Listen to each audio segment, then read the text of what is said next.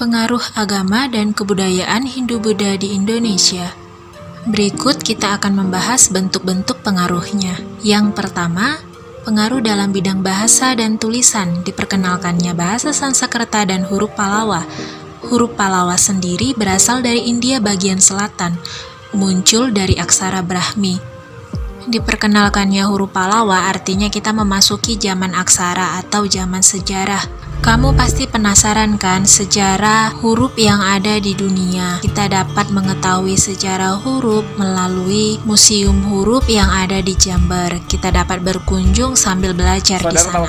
Ada sejarah berikut ini cuplikan videonya. Selamat menyaksikan. Nah, saat ini saya berada di Museum Huruf atau Museum Aksara di Kabupaten Jember, Jawa Timur. Nah, kita akan belajar bersama bagaimana sejarah dan juga perkembangan aksara Nusantara dan juga aksara dunia.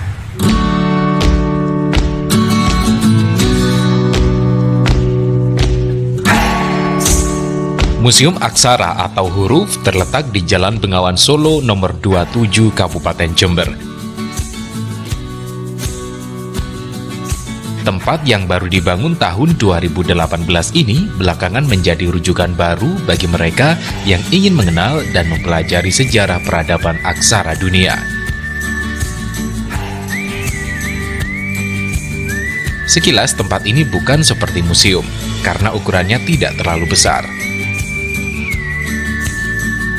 Namun setelah memasuki bagian dalam, pengunjung akan kagum dengan koleksi replika aksara dunia yang sangat lengkap. Koleksi aksara dalam museum ini memiliki 3 fase. Untuk fase pertama ada pra-aksara atau awal aksara yang menjadi pembuka dari peradaban aksara dunia. Di pra-aksara ini ada 3 koleksi, yakni aksara paku dari Simeria, aksara hieroglif dari Mesir, dan aksara Hanzi dari Tiongkok. 3 aksara inilah yang menjadi turunan dari aksara-aksara yang dikenal di dunia saat ini. Di fase kedua ada replika aksara yang digunakan secara runtut dan terstruktur, serta sudah berbentuk tulisan dengan bunyi fonem yang sudah jelas seperti huruf Korea, Jepang, dan India. Kemudian di fase ketiga ada koleksi replika aksara Nusantara, seperti aksara Jawa, Sunda, dan Bugis. Bahkan museum ini mengkoleksi aksara untuk kaum disabilitas netra.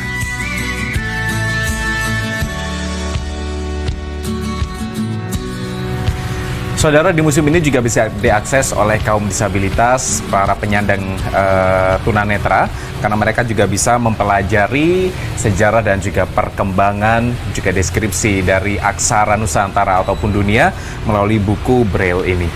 Dan kita juga bisa belajar huruf Braille melalui koleksi huruf Braille yang ada di museum ini. Sekian cuplikannya, lanjut kita masuk ke sistem pemerintahan. Setelah masuknya pengaruh Hindu-Buddha, diperkenalkan sistem pemerintahan dengan bentuk kerajaan, di mana raja yang dipilih berdasarkan dinasti dan raja yang terpilih akan menjadi pemimpin tertinggi pemerintahan. Lanjut kita masuk ke sistem perekonomian. Sistem perekonomian yang berkembang adalah ekonomi agraris, ekonomi perdagangan, dan ekonomi pelayaran. Relief Candi Borobudur sebagai bukti penggunaan kapal untuk alat transportasi atau pelayaran dan perdagangan.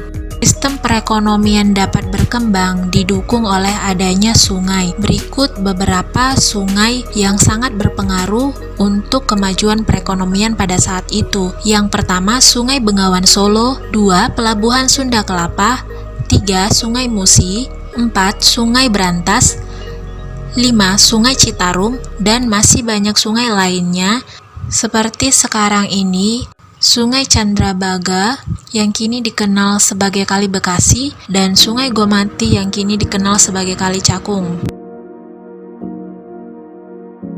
Pelayaran dan perdagangan antar pulau sudah berkembang dengan menggunakan berbagai macam jenis perahu dan kapal tradisional. Pelabuhan Sunda Kelapa adalah salah satu peninggalan sejarah yang berkaitan dengan kemaritiman, merupakan pintu masuk perdagangan di Pulau Jawa yang dikenal sebagai pelabuhan lada yang sibuk. Kapal-kapal asing sudah berlabuh di pelabuhan ini. Kini Pelabuhan Sunda Kelapa berfungsi sebagai pelabuhan pelayaran rakyat dan kawasan wisata. Pelabuhan sebagai kawasan wisata ini memiliki daya tarik tersendiri bagi wisatawan dalam hal kegiatan bongkar muat barang secara tradisional dan penggunaan kapal pinisi.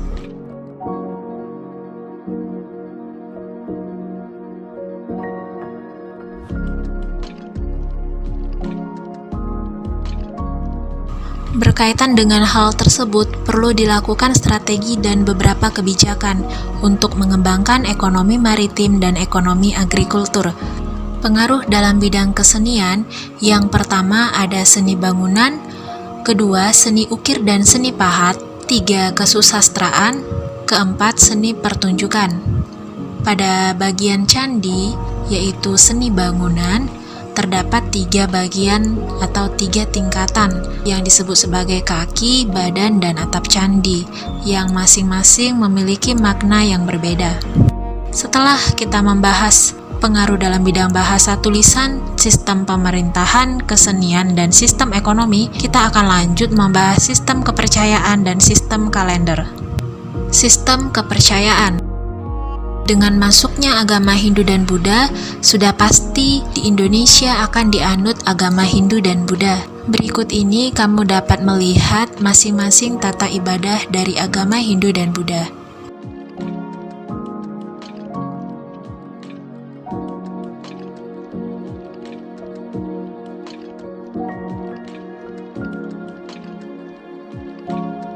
Yang terakhir, kita bahas sistem kalender.